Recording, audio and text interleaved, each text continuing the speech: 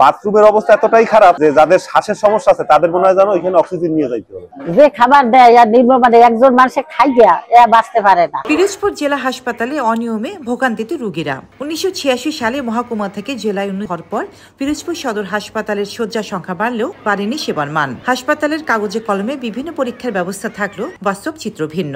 X-ray machine প্রায় সময় অচল আর দন্ত বিভাগে চলছে নোংরা পরিবেশে চিকিৎসা কার্যক্রম।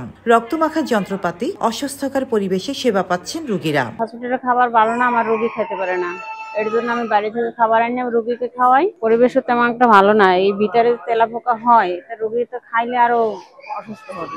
আমি খাবার রাখছি, কিন্তু রোগী হিসাবে আমার মনে হয় যে পরিমাণ খাবার আর যে খাবার দিতেছে সেটা রোগীর জন্য মানসম্মত না এবং পর্যাপ্ত পরিমাণও না। বাথরুমের অবস্থা এতটাই খারাপ যে যাদের শ্বাসের সমস্যা আছে তাদের মনে হয় যেন ওইখানে অক্সিজেন নিয়ে যাইতে হবে, নাহলে তারা বাথরুম করতে পারবে না। তাহলে একটা ডিম দিছে, একটা চিনি চাপা কলা দিছে, যা রোগীর জন্য না, ওই সবজি কলা হয়েছে রোগীর জন্য, কিন্তু ওটা তো রোগীতে খাইতে পারবে না।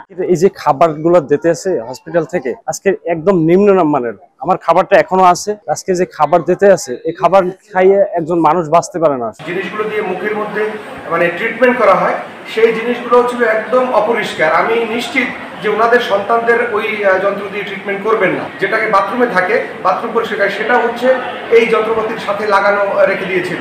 অতিরিক্ত রোগীর চাপেও তৈরি হচ্ছে বিশৃঙ্খলা। নির্ধারিত আসনের তুলনায় রোগী বেশি হওয়ায় অনেকেই পাচ্ছেন না খাবার কিংবা প্রয়োজনীয় ওষুধ।